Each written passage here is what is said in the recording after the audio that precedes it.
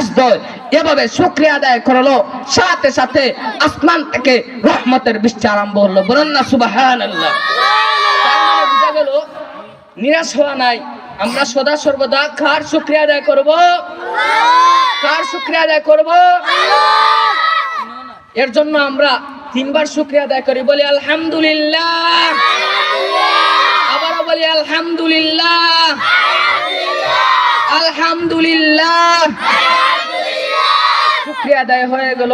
আবার জান্নাতে আমরা যারা শুকরিয়া আদায় করছি তাদের জন্য 3টা বাড়ি হয়ে গেল। বলেন না সুবহানাল্লাহ।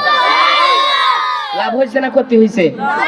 বলেন লাভ হয়েছে না ক্ষতি হয়েছে? যাই হোক, আমি আমার তেলাওয়াতকৃত আয়াতের দিকে চলে যাই। এতক্ষণ তেলাওয়াতকৃত আয়াত ছিল না, কথার মধ্যে কথা চলে আসছে।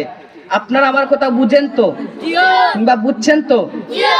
যাই হোক, আমার তেলাওয়াতকৃত আয়াত ছিল সূরা জুমার থেকে, قل يا عبادي الذين أسرفوا على أنفسهم لا تقنطوا من رحمة الله إن الله يغفر الذنوب جميعا إنه هو الغفور الرحيم।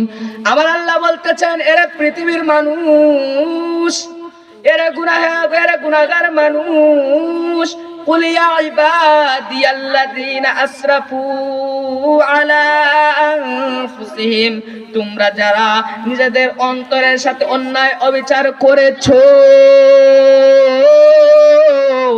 জুলুম করেছো, নিজের রবের সাথে সীমা লঙ্ঘন করেছো, এই কলবটা সাদা ছিল, গুনাহ করতে করতে কালো বানিয়ে ফেলেছো। নেক আমল করতে ভালো লাগে না, নামাজ পড়তে ভালো লাগে না,